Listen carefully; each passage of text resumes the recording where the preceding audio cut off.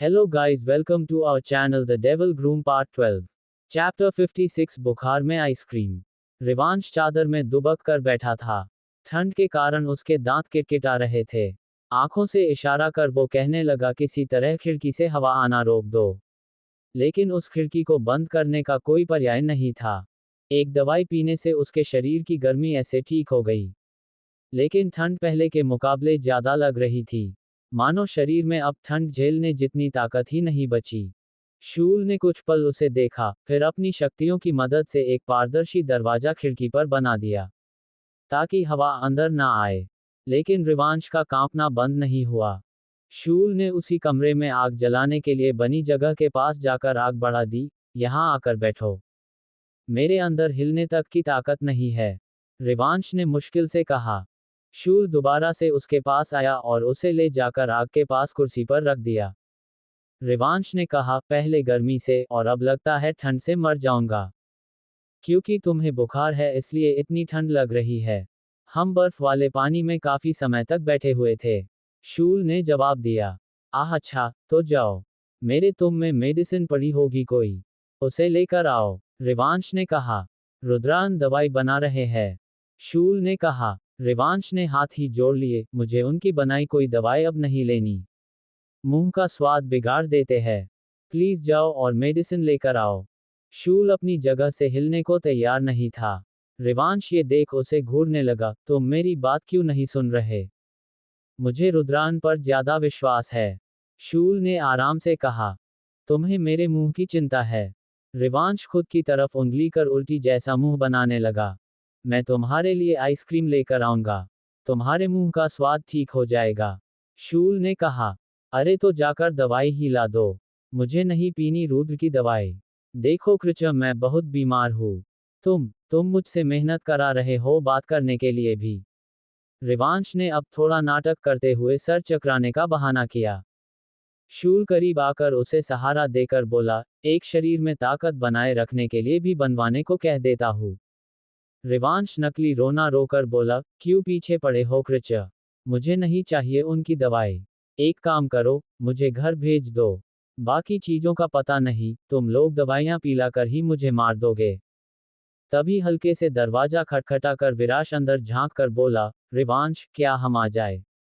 शूल से दूर होकर रिवांश ने अपना छोटा सा सर घुमाकर उसकी ओर देखा। वो कुर्सी पर भी ब्लैंकेट को अच्छे से ओढ़कर बैठा हुआ था। पापा, मुझे रुद्र की दवाई नहीं पीनी, रिवांश ने विनती करते हुए कहा। विराश अकेला नहीं था, साथ में रुद्रान भी था। उसके हाथ में पकड़ी ट्रे में खाने के अलावा एक दवाई की शीशी रखी हुई थी। उसका रंग देखकर ही रिवांश का खाने से मन उड़ गया। दवाई तो तुम्हें ठीक करने के लिए होती है, पी लो मेरे लिए थोड़ी सी, तुम अब बड़े हो गए हो, जिद नहीं करते, विराश उसका चेहरा अपने छोटे हाथों में भरकर बोला। रिवांश ने उसे बेचारगी से देखा, बस बुखार ही तो है, जो हमेशा होता है पानी में रहने के कारण। मैं कोई टैबलेट खा लूंगा, ऑप्शन है ना मेरे पास, ये दवाई नहीं, लेकिन मैंने इसे बनाने में मेहनत की है वीर, रुद्र छोटा सा मुंह बनाकर बोला। रिवांश का नाम लेकर और रिवांश के लिए विराश से कुछ भी करवाया जा सकता था। विराश ट्रे लेकर रिवांश के सामने बैठ गया। हर बार की तरह वह रिवांश को अपने हाथ से खिलाने लगा। रिवांश ना नुकुर नहीं कर पाया। इसी बीच शूल वहां से चला गया। जब तक वो खाना खाकर दवाई लेता, शूल को आइसक्रीम का इंतजाम करके रखना था जैसे उसने वादा किया था। वही लेने के लिए एक शॉप पर वह पहुंचा। ये काम सबसे ज्यादा मुश्किल था। शॉप वाले ने आंखों के ऊपर हाथ लगाकर उस शख्स का चेहरा गौर से देखने की कोशिश की। 2 बार उसने आंखें साफ की, फिर लाइट भी चेक करने लगा। लगता है मैं आज काफी थक गया हूँ, जल्दी शॉप बंद करके आराम करना चाहिए। बोलिए सर, आपको क्या चाहिए? शॉप वाले ने कहा। मुझे आइसक्रीम चाहिए, रिवांश को बुखार है, जो भी अच्छी आइसक्रीम होगी दे दो, शूल ने कहा। शॉप वाले का चेहरा अजीब सा बन गया, बुखार में आइसक्रीम? आपकी तबीयत ठीक है? शूल ने कहा, मेरी तबीयत कभी खराब नहीं होती। शॉप वाले का मुंह बन गया। उसका तंज शूल को समझ नहीं आता था। शॉप वाले ने कहा, देखो भाई, मैं आइसक्रीम तो दे दूंगा, लेकिन आपके पेशेंट को उस वजह से कुछ हुआ और वो ज्यादा बीमार पड़ गया तो जिम्मेदारी मेरी नहीं। ज्यादा बीमार, लेकिन यही खाकर वो कुछ समय से ठीक रह रहा था। शूल सोचते हुए बोला, एक तो उस इंसान का चेहरा ना देख पाने के कारण शॉप वाला पागल हो रहा था। उस पर शूल की बातें। शॉप वाले ने कहा, लगता है वो आइसक्रीम खाकर ही बीमार हुआ है। तुम दूसरा कुछ ले जाओ, जो मीठा हो, कड़वी दवाई का स्वाद मिटा दे। शूल ने कहा। शॉप वाले से सर हिला दिया। फ्रिज से चॉकलेट निकालकर उसने सामने रख दी, पैसे दो। शूल ने चॉकलेट उठाए और दूसरे हाथ से टेबल पर कुछ गिरा दिया। शॉप वाले ने देखा था पहले शूल का हाथ खाली था। उसकी आंखें बड़ी हो गई। टेबल पर एक हीरा, कुछ मोती और 2-4 सोने के सिक्के चमक रहे थे। तुम्हारा इनाम, शूल ने कहा और वो पलट कर जाते हुए अचानक ही हवा में कहीं गायब हो गया। शॉप वाले ले हाथ पैर कांपने लगे। वो धम से कुर्सी पर बैठ गया। अभी अभी उसने क्या देखा था। चैप्टर 57। रिवांश ने गला तर करते हुए चेहरा एक और फेर लिया। उसके मुंह से आवाज निकलना मुश्किल हो रहा था। बिना चेहरे वाले इंसान के साथ रोमांस करना अजीब लग रहा है। रिवांश काफी समय की चुप्पी के बाद बोल गया। शूल का हाथ अभी भी उसके पेट पर था, जो कि रुक गया। अजीब लग रहा है तो आंखें बंद कर लो। देखने की क्या जरूरत है, बस महसूस करो। कहते हुए उसने खड़े होकर रिवांश को बाहों में उठा लिया। रिवांश आंखें बड़ी कर बोला, नहीं शूल, मुझे ठंड लग रही है। कोई बात नहीं, गर्मी भी लगने लग जाएगी। शूल ने गहरी और नशीली आवाज में कहा। तुम्हारे कहने का क्या मतलब है? रिवांश जानकर भी अनजान बनते हुए बोला, मेरे मुंह से सुनना चाहते हो? शूल ने कहा। रिवांश शर्मा उठा। तभी शूल ने उसे आराम से बिस्तर पर रख दिया। जैसे ही वह चादर हटाने को हुआ, रिवांश ने सर नामे हिला दिया। शूल समझ गया। उसने अपने दोनों हाथ हल्के से हवा में उठाए। अचानक ही उसमें एक सुनहरे रंग की रोशनी चमक उठी। वह हाथ से बाहर निकलकर हवा में घूमने लगी। रिवांश को बिल्कुल उस आग के पास बैठने जैसे महसूस हुआ। शूल ने कहा, अब ठीक है। रिवांश ने चादर को छोड़ शर्मा कर आंखें बंद कर ली। Don't cross your limits. तुम्हें शादी तक रुकना होगा आगे बढ़ने के लिए। शूल हल्के से हंस दिया। वह रिवांश के ऊपर झुककर शैतानी से बोला, तुम्हें पता है दो आत्मा कब एक साथ जुड़ती है? रिवांश ने हल्के से आंखें खोली, कब? मुझे कैसे पता होगा? जब दो लोग शादी के बंधन में बंध जाते हैं। शूल ने जैसे ही कहा, रिवांश की आंखें बड़ी हो गई। मुंह पर हाथ रख वो अविश्वास से बोला, निर्लज, तुमने मेरी डेड बॉडी से शादी कर ली थी। शूल फिर हंस दिया, मुझे बस किसी भी तरह तुम्हें जिंदा करना था। जो सही लगा, करता गया। रिवांश ने उसे धकेल कर अपने ऊपर से हटाया। उठकर बैठते हुए वो दांत पीस कर बोला, तुमने शर्म बेच खाई है क्या? एक नॉर्मल शख्स कभी ऐसी हरकत नहीं करेगा। अपनी कही बात पर उसने सर पीट लिया, आखिर तुम्हें नॉर्मल कहने और समझने की कोशिश ही कैसे की मैंने? सब समझ आ रहा है। तुम्हारा खुद को मेरा हस्बैंड कहना, आह, इट्स क्रिपी। रिवांश पैर पटकते हुए चिल्ला दिया। वही उसकी बगल के लेटे शूल ने हाथ पर चेहरा टिका लिया, तुम्हारी गलती है। अगर जानवर से प्यार करोगे तो बुद्धि की अपेक्षा कैसे कर सकते हो? मुझे बस इतना पता है, तुम मेरी प्राथमिकता हो। फिर सही गलत मेरे लिए मायने नहीं रखता। रिवांश ने उसे घुरा और जोर से उसके बाजू पर मारा, एक शब्द मत कहो तुम। किसी का कंसेंट बहुत जरूरी होता है क्रिचर। तुम्हें ये बेसिक चीज ही नहीं पता। शुरू से तुमने बस मनमर्जी चलाई है। मुझे समझ आए, कुछ ऐसा कहो। क्या तुम मुझ पर निराश हो? शूल गंभीर होकर उठ बैठा। मेरा चेहरा देख क्या लग रहा है तुम्हें? डैम, सारी गलती दर्पण की है। आखिर कैसे उसने तुम्हें पसंद किया? रिवांश अपना सर पकड़कर बोला। शूल एकदम चुप हो गया। ये सुनकर उसे यकीनन अच्छा नहीं लगा था। रिवांश ने आगे कहा, आई डोंट केयर। वो शादी वादी जो भी था पहले की बात है। तुम मुझे स्वीकार नहीं करना चाहते। शूल फीकी आवाज में बोला, नहीं करूंगा, जब तक तुम खुद को इस इंसान के लायक नहीं बना लेते। आई डोंट नो दर्पण कैसा था, लेकिन मेरे स्टैंडर्ड से तुम्हें मैच करना ही होगा। रिवांश ने हाथ बांध कर कहा, मुझे बताओ मैं क्या करूं? शूल ने कहा, ये जो बात बात पर तुम जबरदस्ती का रास्ता अपनाते हो, ये सबसे गलत चीज है। हो तुम कहीं के महाराज और होता होगा तुम्हारी दुनिया में वैसा। लेकिन यहाँ ये नहीं चलेगा। तुम्हें सामने वाले की, मतलब मेरी हाँ के बाद ही कुछ करना है। तब तक संयम से इंतजार। समझ गए, रिवांश ने कहा। शूल फिर कुछ समय के लिए चुप हो गया। रिवांश ने आंखें छोटी कर ली, जवाब क्यों नहीं दे रहे? बहुत संयम कर लिया मैंने। अब तो, ऐसे मत करो मेरे साथ। मैं दूसरी सारी बातें मानूंगा, शूल ने तपाक से कहा। रिवांश कुछ पल उसे देखता रह गया। फाइन, बेसब्र बनना गलत नहीं, लेकिन जबरदस्ती नहीं करोगे, मंजूर है? कोशिश करूंगा, शूल ने जवाब दिया। रिवांश को ऐसे ही जवाब की उम्मीद थी। उसने सोचते हुए आगे कहा, मेरी हाँ का मतलब हाँ है और ना का मतलब बिल्कुल ना। इससे आगे तुम्हें रुकना होगा। समझ गए? समझ गया, शूल ने हाथ खड़ा कर दिया। आगे मुझे अभी याद नहीं आ रहा, लेकिन धीरे धीरे मैं तुम्हें सब बताऊंगा और तुम्हें मेरी बातें फॉलो करनी होंगी, रिवांश ने कहा। शूल ने फिर हाथ खड़ा कर दिया और कहा, लेकिन हम शादीशुदा है, इस बार को अस्वीकार मत करो। चाहे पहले की बात हो या अब की, विवाह तो आत्मा का आत्मा से मिलन होता है। हम पहले से एक हो चुके हैं। रिवांश ने आंखें घुमा ली। अगर शूल उसकी बातें मान रहा था, मतलब अब उसे भी माननी होगी। हल्के से सर हिलाकर वो बोला, ठीक है, तो आज से तुम मुझे केवल स्वामी ही बुलाओगे, शूल ने उसकी ठुड्डी पकड़कर कहा। रिवांश के होठों पर शर्म भरी मुस्कान फैल गई। आगे बढ़कर उसने शूल के गले में बाहें डाल दी। जी स्वामी, जैसी आपकी आज्ञा। शूल के लिए खुद को संभालना मुश्किल हो जाता था। उसने शरीर का भार रिवांश के ऊपर डाल दिया। रिवांश हंसकर बोला, खुद को संभाल लो, अभी से ये हाल है तुम्हारा। मेरे हाल तुम्हारे सामने हमेशा बेहाल रहते हैं। मुझे संभालने का काम तुम्हें ही करना होगा। शूल ने उसके गाल पर हाथ रख कहा। उसने अपना माथा रिवांश के माथे से जोड़ लिया। फिर से एक अदृश्य डोर उनके जुड़े माथे के बीच बन गई। रिवांश ने गहरी मुस्कान के साथ कहा, तुम्हें संभालना ज्यादा मुश्किल नहीं। जब तक कि तुम मुझे सुन रहे हो, मैं हमेशा तुम्हारी ही सुनूंगा, मेरी महारानी। बस कुछ समय और पूरी दुनिया तुम्हारे कदमों में झुका दूंगा। तुम्हारी सारी परेशानियों को दूर कर दूंगा। शूल ने कहा, मुझे दुनिया नहीं खुशियां चाहिए शूल, शांति चाहिए, जो नहीं मिल पा रही, रिवांश ने कहा।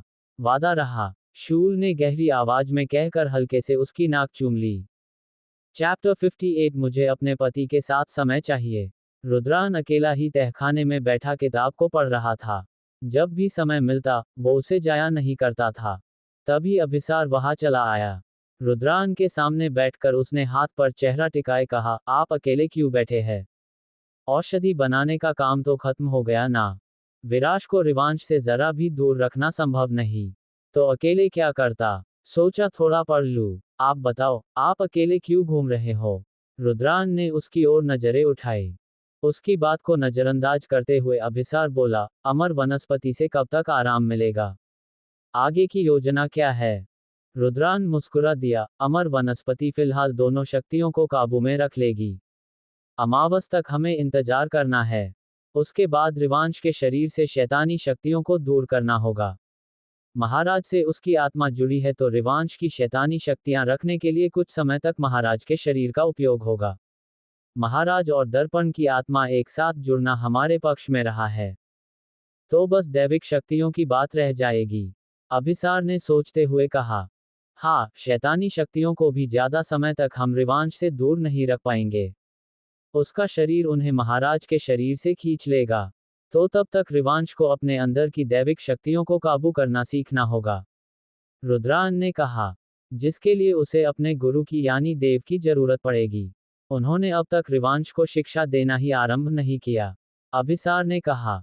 दिव्य से कहो कि वो देव से बात करे। लेकिन रुको, हम अपनी योजना यूं ही उनके पास पहुंचने नहीं दे सकते। रिवांश का जिंदा रहना स्वर्ग को खतरा लगेगा, और वो रिवांश को मारने के आदेश देव को सौंपेंगे, रुद्रान ने कहा। आपको लगता है देव ऐसा कर पाएगा?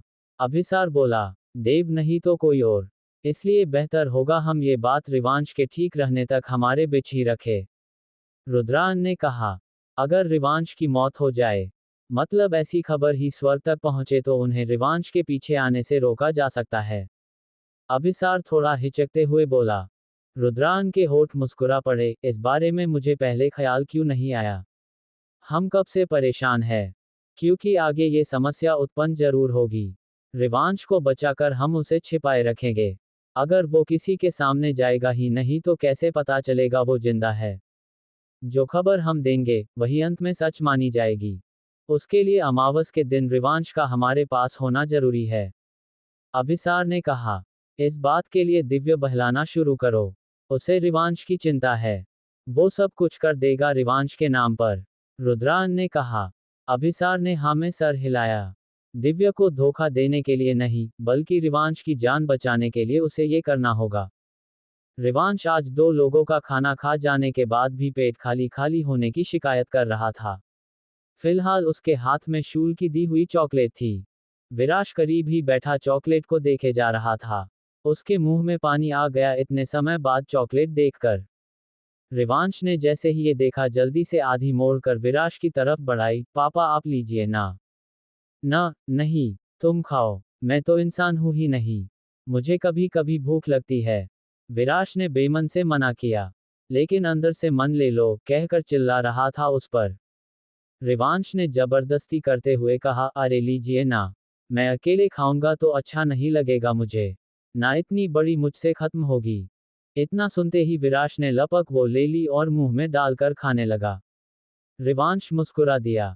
तभी शूल ने उसका पैर पकड़ लिया। नीचे फर्श पर झूलने के कारण वो बर्फ की तरह ठंडा पड़ चुका था। रिवांश अचानक पैर छुए जाने पर चिहुक उठा था।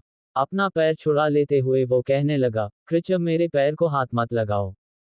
क्यों? शूल ने कहा। अरे बड़ों को छोटों के पैर नहीं छूने चाहिए। रिवांश बोल गया। शूल की तरफ से कोई जवाब नहीं आया तो रिवांश खुद ही अपनी कही बार पर हंस दिया। तुम तो कुछ ज्यादा ही बड़े हो, इसलिए हाथ मत लगाओ मेरे पैर को, रिवांश ने कहा। लगाऊंगा, शूल ने जिद से कहा और उसका पैर ऊपर उठा लिया। रिवांश को उसके होठ अपने पैर पर महसूस हुई। उसने आंखें बड़ी कर ली। उसका चेहरा लाल हो उठा। नजरें यहां वहां घुमाकर वो हड़बड़ाहट में क्या करे समझ नहीं आया। अंत में उसने विराश की आंखें ढककर शूल पर चिल्लाते हुए कहा, बेशर्म कृच, पापा के सामने तो ऐसे मत करो। महाराज आपने बुलाया। पीछे रुद्रान की आवाज सुनाई दे गई। शूल ने कहा, अपने पति को ले जाएंगे आप रुद्रान? मुझे अपने पति के साथ समय चाहिए। रिवांश का मन किया अपना चेहरा ले जाकर कहीं छुपा दे। आखिर इस तरह की बात कहने की हिम्मत भी कैसे की शूल ने। जी महाराज, रुद्रान ने कहा और जाकर विराश की आंखें बिल्कुल रिवांश की तरफ ही ढककर अपने साथ ले गया। उनके जाते ही शूल ने एक बार फिर रिवांश का पैर चूम लिया। हाँ तो क्या कह रहे थे तुम? रिवांश का दिल जोर जोर से सीने में धड़कने लगा, मानो किसी भी पल उछलकर बाहर आ जाएगा। रिवांश कुछ समय के लिए सुनना पड़ गया। मुंह पर हाथ रख उसने कहा, शूल स्टॉप इट, मुझे अजीब लग रहा है। कुछ हो रहा है। क्या हो रहा है? शूल ने उसका पैर छोड़ा और घुटनों के बल आगे आया। रिवांश का गला सूख गया जब शूल ने हल्के से उसके पेट को छुआ। तितलियां उड़ रही है ना पेट में? शूल की आवाज में शैतानी थी। हाँ बिल्कुल ऐसा ही कुछ हो रहा था रिवांश के साथ। इस बार वो बोल भी नहीं पाया। चैप्टर 59। जिद करके रिवांश कॉलेज चला आया। किसी से डरकर उसे घर में नहीं बैठना था। साथ में शूल और दिव्य की प्रोटेक्शन के बाद तो वो पूरी तरह बेफिक्र था। हाथ में कुछ समय पेन को घुमाने के बाद अचानक ही वो नोटबुक में ड्रॉ करने लग गया। शूल दोनों के बीच बैठे होने के कारण उसकी और दिव्य की जगह को लेकर हाथापाई हो रही थी। सामने पढ़ा रही टीचर का ध्यान एकदम से दिव्य की ओर चला गया। वह महिला शिक्षिका पहले भी दिव्य को अजीब हरकतों के लिए ट्रिप पर बोल चुकी थी। टीचर ने किताब को बंद करते हुए कहा, दिव्य, क्या तुम्हारी तबीयत अभी तक ठीक नहीं हुई? अपना नाम सुनकर दिव्य हड़बड़ा गया। Yes ma'am. आपने कुछ कहा मुझसे? हाँ, मैंने तुमसे ये पूछा कि क्या तुम्हारी तबीयत अभी तक ठीक नहीं हुई। टीचर ने अपनी बात को दोहरा दिया। दिव्य खुद का माथा छूने लगा। मेरी तबीयत तो पहले से ही ठीक है मिस। टीचर ने एक ठंडी सांस छोड़ी। नहीं दिव्य, मुझे तुम ठीक नहीं लग रहे। एक काम करो, आज छुट्टी लेकर अपनी फैमिली से किसी बड़े के साथ अस्पताल चले जाओ। वहां जाकर किसी अच्छे साइकेट्रिस्ट से मिलना। दिव्य का मुंह बन गया। मिस आप मेरी टांग खींच रही हो ना? तुम बिहेव ही ऐसे कर रहे हो, मैं और क्या करूं? हवा में बातें करना, हवा में ही लड़ना, मिस ने कहा। क्लास हंस रही थी दिव्य पर। उसने सबको एक नज़र घूर कर चुप करा दिया। फिर सफाई देते हुए बोला, नो मैम, मैं हवा में बातें नहीं कर रहा। वो तो एक मक्खी, मेरा मतलब मक्खा आसपास मंडरा कर बड़ा परेशान करता है। कितना भी मार कर भगाओ जाता ही नहीं। आपने वो मूवी देखी है मक्खी? कहीं मुझसे कोई बदला लेने तो नहीं बार बार पीछे आ रहा। पहले से सब उस पर हंस ही रहे थे। दिव्या ने अब पूरा माहौल बना दिया। टीचर भी सर पकड़कर हंसने लगी। खुद को संभाल कर वो बोली, ठीक से याद करो तुम्हारे हाथों कोई मर तो नहीं गया था। मैंने सपने में नापसंद आने वाले बहुत लोगों का खून किया है। कहीं वो तो नहीं लौट रहे मक्खी बनकर? दिव्या ने बिल्कुल गंभीर होकर कहा। आह, तुम्हारे कारण मेरा पेट दर्द करने वाला है आज। टीचर ने कहा। उसी समय रिंग बजी और बच्चों की छुट्टी हो गई। ठीक है, कल मिलते हैं। और दिव्या तुम, अब साइकेट्रिस्ट की जगह किसी तांत्रिक को ढूंढो। वही तुम्हारी मदद कर सकते हैं मक्खी, नहीं नहीं मक्खे को भगाने में। टीचर ने कहा और हंसने हुए चली गई। धीरे धीरे क्लास भी खाली होना शुरू हो गई। जहां एक तरफ इतना शोर था और दूसरी तरफ रिवांश का किसी पर ध्यान नहीं था। वो बड़ी ही गंभीरता से खोए हुए कुछ ड्रॉ करता रहा। शूल ने हल्के से उसके कंधे पर हाथ डालकर नोटबुक में झांक कर देखा आखिर रिवांश क्या बना रहा था। शूल का हाथ रिवांश के कंधे पर कस गया। उसने बिल्कुल शूल की आकृति पन्ने पर निकाल ली थी। इसमें शूल का चेहरा, कंधे तक आते बाल और सर पर ताज भी था। शूल की पकड़ कंधे पर कस जाने से रिवांश होश में लौटा। उसकी नज़र सबसे पहले अपनी ड्राइंग पर ही चली गई। वो हैरान रह गया, ये उसके क्या बना दिया सोचकर। लेट्स गो शैतान मक्खी, तुमको कैंटीन की कॉफी पिलाता हूँ। दिव्या ने खड़े होकर दोनों का ध्यान अपनी तरफ खींच लिया। रिवांश ने तुरंत ही नोटबुक बंद कर दी। अब शूल फिर से इस बात के लिए छेड़ना शुरू कर देता कि रिवांश उसका चेहरा देखने के लिए बेताब है। उसमें झूठ भी नहीं था। रिवांश सच में उसका चेहरा लौटने के इंतजार में था। कैंटीन में एक तरफ रिवांश और शूल बैठे थे। वही दिव्या सामने था। उनके बीच रखे खाने को दोनों लड़के चाव से खा रहे थे। सिवाय देखने के शूल के पास कोई दूसरा चारा नहीं था। तभी दिव्या बोला, मैंने नव्या को नहीं देखा महाराज। क्या लगता है, वो भाग गई होगी स्वर्ग? मैंने सुना कि जब मेरी शक्तियां जाग रही थी उस समय किसी ने घर पर नजर रखी हुई थी।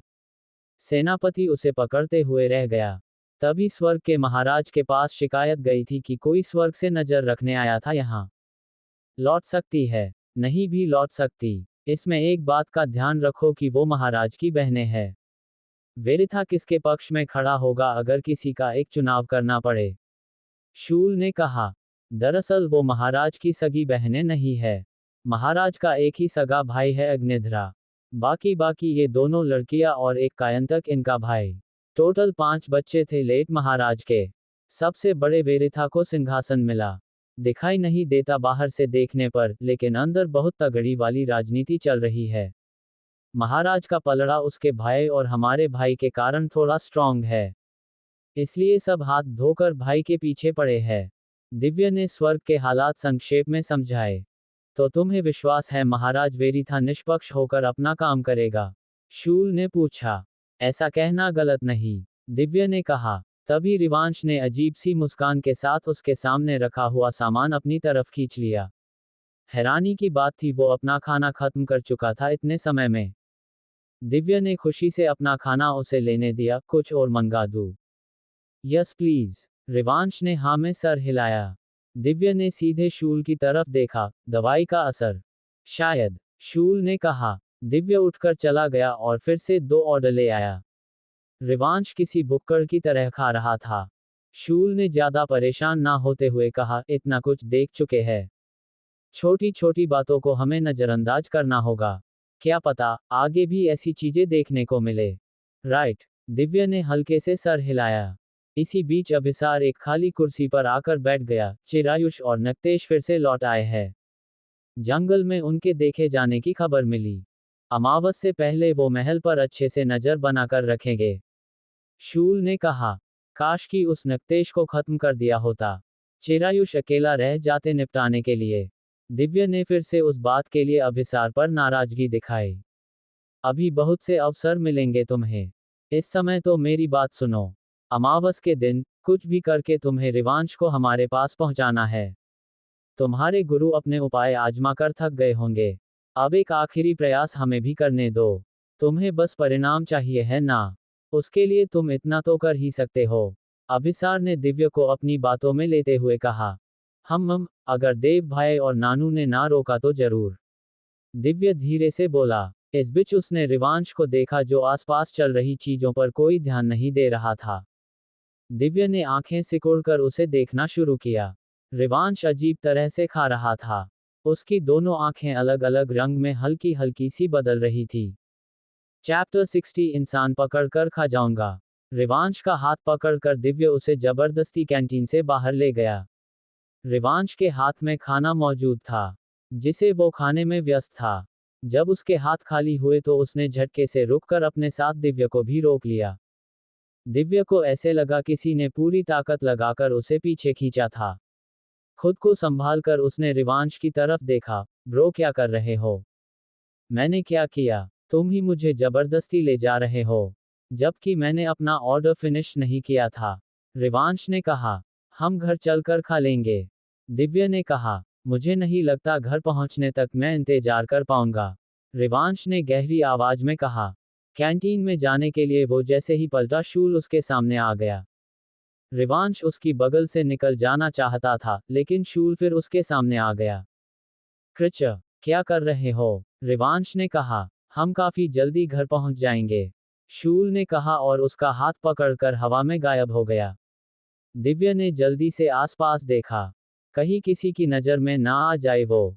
रुको, पहले जाकर कुछ ले आओ खाने के लिए। मुझे नहीं लगता रिवांश घर जाकर किसी तरह का इंतजार करेंगे। उनका शरीर उनसे खाना मांग रहा है। अभिसार ने कहा। क्या ये आम बात है सेनापति? रिवांश ऐसे क्यों कर रहा है?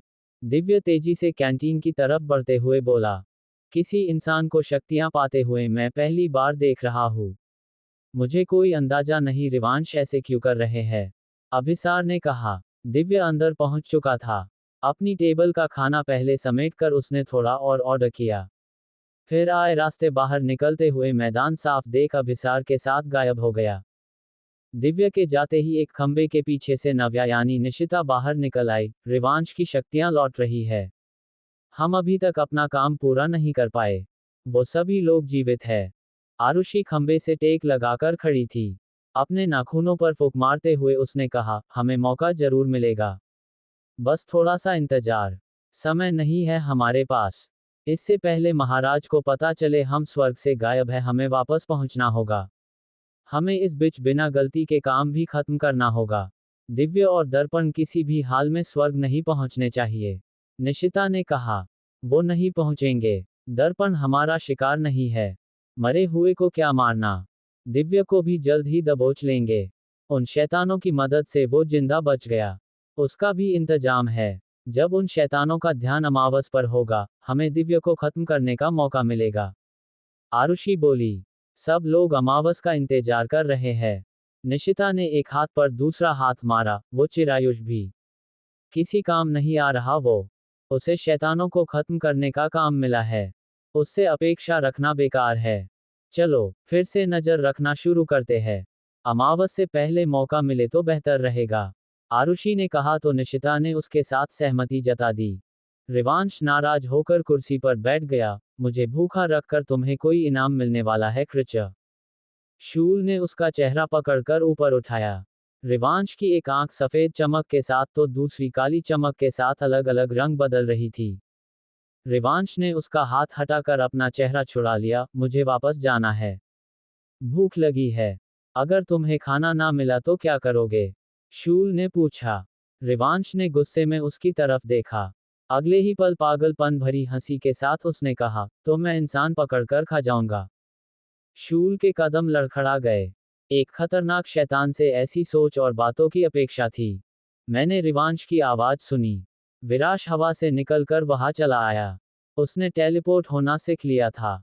रिवांश ने उसे देखते ही बेचारगी से कहा, पापा ये शैतान मुझे खाना नहीं दे रहा। बहुत भूख लगी है। रिवांश की आवाज और बात सुनकर मानो किसी ने दिल मुट्ठी में पकड़कर निचोड़ दिया हो, ऐसे विराश को महसूस हुआ। मेरे बच्चे को भूख लगी है और कोई उसे खाना नहीं दे रहा। शूल, तुम देख क्या रहे हो? विराश गुस्सा होकर बोला। शूल को डांट पड़ता देख रिवांश के होठों पर मुस्कान आ गई। वो मुस्कान भी अजीब सी थी। दिव्य ये नज़ारा देखकर धीरे से शूल के कान में बोला, किसी नई मुसीबत आना लग रहा है। मानो रिवांश को किसी ने पजिस कर लिया हो। उसकी शक्तियां अमर वनस्पति के प्रभाव से ठंडी पड़ चुकी है। अब कुछ ऐसे ही परिणाम होंगे। रुद्रान कहा है। उन्हें बुलाओ सेनापति, शूल ने कहा। अभिसार तुरंत ही सर हिलाकर तहखाने की ओर बढ़ गया। एक वही जगह थी जहां रुद्रान हमेशा मिल जाता था।